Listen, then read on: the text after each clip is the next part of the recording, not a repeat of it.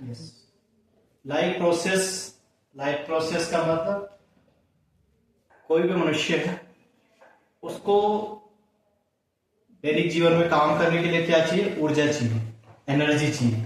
और ये एनर्जी कहां से मिलती है उसको? भोजन से मिलती है। ठीक है, भोजन से मिलती है। फिर क्या करता है? इंसान हो या कोई भी जीव जंतु हो, वो श्वसन करता है, पाचन करता है, उत्सर्जन करता है, उसमें वृद्धि होती है और रिप्रोड्यूस योरसेल्फ, अपने आप को वो क्या करता है? संख्या को बढ़ाता है, जनन करता है। ठीक है, इस तरीके से हम कह सकते हैं कि जो लाइफ प्रोसेस है वो किसमें होती है? लिविंग ऑर्गेनिज्म में होती है। किसमें होती है? लिविंग ऑर्गेनिज्म में। तो बात करते हैं थोड़ा जो हमारा वर्ल्ड है, तो आप किसे लिविंग ऑर्गेनिज्म मानेंगे, किसे नहीं मानेंगे? जो लिविंग ऑर्गेनिज्म होगा वो क्या करता होगा? यहाँ देखिए, आप कोई रनिंग कर रहा है, तो कोई आप देख रहे होंगे कि जो एलिफेंट है या जितने भी आपको यहाँ पे ये एनिमल दिख रहे हैं, ये क्या है? रनिंग कर रहे हैं। ठीक है, तो क्या रनिंग नहीं कर रहा है तो इसका मतलब क्या वो लिविंग ऑर्गेनिज्म नहीं है क्या? आदमी सो रहा है तो क्या वो लिविंग ऑर्गेनिज्म नहीं है क्या? है, क्योंकि लिविंग ऑर्गेनिज्म मतलब वो ब्रीथिंग तो कर रहा है ना, उसका सर्कुलेटरी सिस्टम चल रहा है। आप देखते होंगे रक्त जो है हमारे शरीर में फ्लो होता रहता है, नींद में भी, है ना? तो यानी हमारा जो मस्तिष्क है वो कार्य करता रहता है। तो ऐसे अन्य जंतु भी, जो पौधे होते हैं वो भले क्या होते हैं? रनिंग नहीं करते, लेकिन उसमें क्या होती है? ग्रोथ होती है, उसमें फोटोसिंथेसिस होती है। तो लिविंग का मतलब क्या होगा? कि जिनमें लाइफ है। लाइफ का मतलब जो क्या कर रहे हैं? कुछ प्रोसेस कर रहे हैं, है ना? आप यहाँ पे देख रहे होंगे कि जो लिविंग है और नॉन लिविंग है। तो जैसे ये चेयर है यहाँ पे, तो चेयर में आप देखेंगे 1-2 घंटे बाद चेयर उतनी ही मिलेगी आपको, 10 साल बाद भी देखेंगे उतनी ही मिलेगी, यानी कोई ग्रोथ नहीं उसमें। तो ये क्या है? नॉन लिविंग है। लेकिन जिनमें क्या हो रहा है? पोस्ट न्यूट्रिशन हो रहा है, उनमें जो रिप्रोडक्शन हो रहा है, ग्रोथ हो रही है, ठीक है, ब्रीथिंग हो रही है, यानी रेस्पिरेशन हो रहा है, तो वो क्या है? लिविंग में। आगे आप देखेंगे इसमें कि जो हम कैरेक्टरिस्टिक की बात करते हैं कि इनके क्या लक्षण हो सकते हैं इसके लिविंग ऑर्गेनिज्म। तो एबिलिटी टू मूव, जैसे आपने देखा कि एलिफेंट रन कर रहा था, आपने भी देखो 2-3 दिन पहले एक टाइगर जो कहां से आया? कमर की तरफ से आया, और कल धोंधरी के पास देखा, आज दिन में जो है नचिकेता यानी चौरंगी के आसपास देखा गया, तो वो क्या कर रहा है? रनिंग कर रहा है। तो क्या करते हैं? Ability to move. बहुत सारे माइक्रो ऑर्गेनिज्म भी है, वो फ्लोटिंग करते हैं ना। टर्न फूड इनटू एनर्जी, वो क्या लेते हैं? भोजन लेते हैं, और भोजन को फिर क्या करते हैं? उसको यूटिलाइज करते हैं और उससे एनर्जी बनाते हैं। ठीक है, गिव ब्रीथ, आप सॉरी गिव बर्थ, बर्थ मानी जन्म लेना, यानी जो रिप्रोड्यूस होते हैं अपने लिए, अपनी जाति की संख्या को स्थिर रखने के लिए क्या करते हैं? जन्म करते हैं, अपनी संतान उत्पत्ति करते हैं, है ना? तो बाय बर्थ और respond to the external change, आसपास में क्या करते हैं? एक्सटर्नल चेंज करते हैं, अडॉप्ट होते हैं, अपने आसपास के वातावरण के साथ सामंजस्य बनाते हैं और रिस्पॉन्ड करते हैं अपनी ऑफस्प्रिंग को, है ना, जो उनकी संतति होती है। ठीक है, उसके साथ आप देखते होंगे बहुत सारे जो बर्ड्स होते हैं माइग्रेशन करते हैं, तो उनको वो क्या करते हैं? सिखाते हैं, लर्न कराते हैं उनको, है ना? और कुछ इनेट बिहेव होता है जो स्वतः सीखते हैं, प्राणी जो होते हैं। तो लिविंग ऑर्गेनिज्म में बहुत सारे आप प्रोसेस देख रहे हो कि मतलब एक लिविंग जो ऑर्गेनिज्म होता है उसमें क्या क्या चीजें होती है। तो इस आधार पे हम कह सकते हैं कि जो लाइफ प्रोसेस है उसके अंतर्गत, यानी जितने भी लिविंग ऑर्गेनिज्म है उनमें क्या क्या हो सकता है। तो एक तो न्यूट्रिशन हो सकते हैं, यानी जब वो भोजन, चाहे वो अंतर्ग्रहण करेंगे किसी भी फॉर्म में भोजन को, चाहे फेगोसाइटोसिस से लेंगे, कुछ ऐसे भी लिविंग ऑर्गेनिज्म जो फोटोसिंथेसिस करते हैं, जो ग्रीन प्लांट है ना? तो उसके अलावा जो है हम कह सकते हैं न्यूट्रिशन। न्यूट्रिशन आप जानते हैं हेटरोट्रॉप्स है या ऑटोट्रॉप्स है ना? हेटरोट्रॉप्स के बहुत सारे वो है, पैरासाइटिज्म है या होलोजोइक न्यूट्रिशन हो रहा है, सेप्रोफाइट है। इसी तरह रेस्पिरेशन है ना, तभी तो एनर्जी बनी। एक्सक्रेशन, जो वेस्ट मटेरियल जनरेट हो जाता है उसको शरीर से एलिमिनेशन करना, एक्सक्रेशन।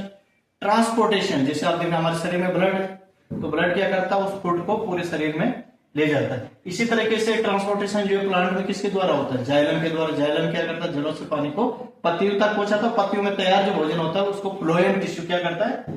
पूरे पौधे में ले जाता है। इसी तरह रिप्रोडक्शन, जन्म करते हैं, किसी में एसेक्सुअल रिप्रोडक्शन होता है, किसी में सेक्सुअल रिप्रोडक्शन होता है ना? सेंसिटिविटी, सेंसिटिविटी आप में तो है जितने भी ऑर्गेनिज्म, अगर स्विच हो दे तो आप क्या करते हैं?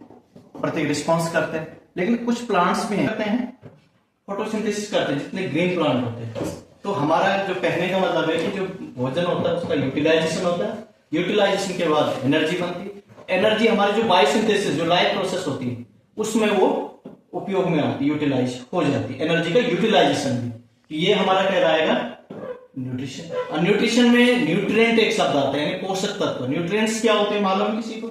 आपने कार्बोहाइड्रेट सुना है, आपने प्रोटीन सुना है, फैट सुना है, मिनरल्स है, विटामिन है ना, ये सारे क्या होते हैं हमारे फूड में होते हैं, ठीक है, होते हैं ना पोषक तत्व जिन्हें कहते हैं। तो इसी को ग्रहण करने की जो प्रक्रिया वो क्या कहलाती है? न्यूट्रिशन कहलाती है। आप कह सकते हैं कि जो लिविंग ऑर्गेनिज्म है उनको क्या नीड होती है, किस चीज की? Energy for growth and maintenance. तो वो इसको किससे ऑब्टेन करेंगे? एनर्जी को फूड से। फूड से क्यों करेंगे? क्योंकि फूड में बहुत सारे न्यूट्रिएंट्स होते हैं। अब न्यूट्रिएंट्स क्या होते हैं? Nutrients which an organism obtain from its surrounding, आसपास से लेते हैं, सराउंडिंग से लेते हैं, and use a source of energy, और उसको किसके रूप में उपयोग करते हैं? एनर्जी के रूप में। जैसे कार्बोहाइड्रेट, प्रोटीन है, आपकी फैट है, ठीक है, किस किस में पाए जाते हैं आप डायग्राम से भी समझ सकते हैं इसमें, ठीक है। इसके अलावा आप देखिए इसमें कि जो न्यूट्रिएंट्स होते हैं वो ग्रहण करते हैं लिविंग ऑर्गेनिज्म, तो उसके अलग अलग मेथड है। जैसे देखिए the process of intake nutrients and its utilisation by an organism is called nutrition, ठीक है। तो जिस तरीके से पोषक तत्वों को ग्रहण करते हैं फिर उनको उपयोग में लाते हैं उसको हम न्यूट्रिशन कहते हैं। अब way to obtaining food is known as the modes of nutrition, ठीक है, यानी न्यूट्रिशन जो पोषण है उसके प्रकार के बारे में हम चर्चा करें। तो सबसे पहले टू टाइप्स है ना, टू टाइप्स में आप देखेंगे कौन कौन से? Autotrophic and हेटेरोट्रोपिक। ऑटोट्रोपिक जो अपना भोजन जो है स्वयं तैयार कर सकते हैं, किसके द्वारा करते हैं तैयार? अभी आपको बता, जितने ग्रीन प्लांट है उनमें क्या होते हैं? पत्तियां होती, पत्तियां क्या होती है? उनमें क्लोरोफिल होता है। क्लोरोप्लास्ट सुना आपने, जो प्लांट सेल में होता है ना, तो जो क्लोरोफिल होता है उसमें, किसमें? ग्रीन प्लांट में। और एटमॉस्फेयर से क्या करते हैं? जो इनमें स्टोमेटा होते हैं कार्बन डाइऑक्साइड को ग्रहण करते हैं और फिर क्या करते हैं? उस कार्बन डाइऑक्साइड से क्या कार्बोहाइड्रेट का निर्माण करते हैं। कैसे करते हैं? In the presence of sunlight और जो क्लोरोफिल है उसमें, ठीक है। तो ये जो इसमें दो चीजें हैं, इसमें जो रॉ मटेरियल है एक तो कार्बन डाइऑक्साइड है और दूसरा क्या होता है? जो जाइलम होता है वो इसके जो रूट होती है वहां से क्या एब्जॉर्ब करता है? वाटर, और वाटर को ट्रांसपोर्ट करके कहां लाता है? लीव्स में, पत्ती में लाता है। पत्ती में क्या होता है? फिर फोटोसिंथेसिस होती है। पत्ती क्या होती है? पौधे की किचन होती है, और वहां पे सूर्य के प्रकाश में, सूर्य के प्रकाश को जो ये ग्रीन कलर होता है किसकी वजह से होता है? क्लोरोफिल की वजह से होता है, ठीक है। तो ये लाइट को एब्जॉर्ब करते हैं और फिर वहां पे क्या होता है? कार्बन डाइऑक्साइड होती है। तो रॉ मटेरियल हो गया कार्बन डाइऑक्साइड और वाटर। फिर क्या बनेगा वहां पे? सूर्य के प्रकाश को बसने क्लोरोफिल के प्रेजेंस में ग्लूकोज बनेगा, यानी कार्बोहाइड्रेट बनेगा, ठीक है। C6H12O6 ये किसका फॉर्मूला? ग्लूकोज का है। प्लस आपको पता है जब फोटोसिंथेसिस होती है तो इसमें एक और क्या बनता है? ऑक्सीजन बनता है, और ये जो ऑक्सीजन होती है फोटोसिंथेसिस से ही, ठीक है। फिर ये एटमॉस्फेयर में कैसे आ जाते हैं? जो पत्ती है उसमें स्टोमेटा होता है, ऑक्सीजन बाहर आ जाता है, रिलीज हो जाती है ना, वाटर। इस तरीके से जो फोटोसिंथेसिस होती है ग्रीन प्लांट में होती है, और इन प्लांट को हम क्या कहते हैं? ऑटोट्रॉप्स कहते हैं, स्वपोषी कहते हैं, क्योंकि अपना भोजन स्वयं बना सकते हैं। कौन सी प्रोसेस के द्वारा? फोटोसिंथेसिस के द्वारा। लेकिन जो अपना भोजन स्वयं नहीं बना सकते हैं उनको क्या कहेंगे? हेटेरोट्रोप्स, जो दूसरों पे निर्भर होते हैं, डिपेंडेंट ऑन अनदर, ये दूसरे पे जो निर्भर करते हैं। जैसे हेटेरोट्रोप के अंतर्गत जो है हम अगले उसमें पढ़ेंगे आपके, इसमें सबसे पहले जो है आप देखते होंगे सेप्रोट्रोप्स। इसमें मशरूम आते हैं, जो आप देखते हो ना बरसात में फकूंद देखिए आपने, या रोटी में देख लो राइजोपस लग जाता है। तो ये जो फंगस होते हैं इनमें क्लोरोफिल नहीं होता है, ठीक है। और ये क्या करते हैं?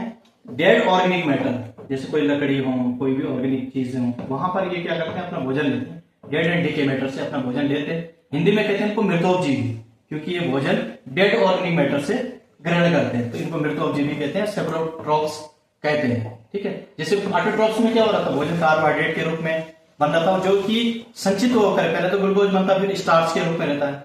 और जंतु में स्टार्च की जगह क्या होता है? ग्लाइकोजन होता है, जो ग्लूकोज होता है ग्लाइकोजन में चेंज हो जाता है। प्लांट्स में क्या होता है? स्टार्च के रूप में, है ना। और जो अभी हम सेप्रोट्रोप्स की बात करते हैं, ये डेड ऑर्गेनिक मैटर से अपना क्या लेते हैं? न्यूट्रिशन लेते हैं, अपना पोषण लेते हैं। इसके अलावा आपने कुछ पैरासाइट भी देखे होंगे, ऐसे जो पैरासाइट होते हैं जिसमें पैरासाइटिज्म पाई जाती है। जैसे आपने देखा होगा कुछ एक्टोपैरासाइट होते हैं हमारे शरीर में होते हैं, जूं देखा होगा आपने, है ना, ये ब्लड सक करता है ना। ऐसे जो है कुछ आपके शरीर के अंदर भी होते हैं, जैसे फीता के भी सुना ना, टैप वार में गोल के राउंड वार पेट के लिए जिन्हें कहते हैं, ये डाइजेस्टेड फूड वहां पे ग्रहण करते हैं, है ना।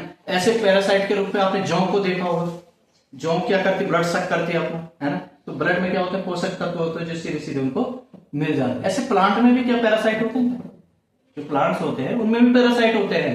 आपने कसकुटा सुना है ना, अमरबेल जो होती है, वो पौधों के ऊपर आ जाते हैं और पौधे से अपना पोषण लेती है, तो वो क्या कहलाता है, पैरासाइटिज्म। अब है जो भोजन को सॉलिड रूप में ग्रहण करते हैं, वो होते हैं होलोजोइक। होलोजोइक का मतलब जैसे मनुष्य, होलोजोइक माने प्राणी सम। आप अमीबा को देखेंगे तो फैगोसाइटोसिस करता है, उसके जो क्या होते हैं स्यूडोपोडिया, यानी जो फाल्स फीट होते हैं उसमें, उसके द्वारा वो फूड पार्टिकल को ऐसे क्या कर लेता है, अपने अंदर उसको इंजेक्शन करता है, इंजेस्ट, ठीक है। और अंदर क्या होते हैं, उसमें बैक्यूल होते हैं जिसमें वो फिर डाइजेस्टिव एंजाइम होते हैं और उसको डाइजेस्ट कर लेता है, तो उसमें फैगोसाइटोसिस होती है। लेकिन अदर जो जितने भी ऑर्गेनिज्म है, एनिमल्स हैं, वो क्या करते हैं, होलोजोइक ही करते हैं। उनमें सबसे पहले आप देखते होंगे कि वो भोजन का अंतर्ग्रहण करते हैं, है ना, इंजेक्शन करते हैं। कैसे, मुंह होता है, यहाँ पे बकल कैविटी होती है तो अंतर्ग्रहण हो जाता है। उसके बाद बकल कैविटी में क्या होती है, लार होती है जो उसमें मिश्रित हो जाता है। सबसे पहले मैकेनिकल डाइजेशन होता है, इसको जो है दांत अच्छे से उसको क्रश करते हैं, है ना। 2 बार मनुष्य में दांत आते हैं, एक बार दूध के दांत जो 20 दांत होते हैं, फिर उसके बाद परमानेंट टीथ आते हैं उनमें, तो जो जब तक इन्फेक्शन ना हो दांतों में तब तक तो लगातार रहते हैं। ऐसे अन्य भी रमिनेंट एनिमल देखो, जुगलकारी, जो भोजन ग्रहण करने के बाद उनका डाइजेशन नहीं हो पाता है, बाद में रुमियन होती है, उसमें फिर क्या होता है, कुछ बैक्टीरिया होते हैं, आपने देखो मुंह चलाते हैं उनको घास खाने के बाद, तो उनके जो एलिमेंट्री कैनाल होते हैं उसमें रुमियन पाए जाते हैं, इसलिए उसको क्या बोलते हैं, रुमिनेंट एनिमल बोलते हैं उसको, है ना।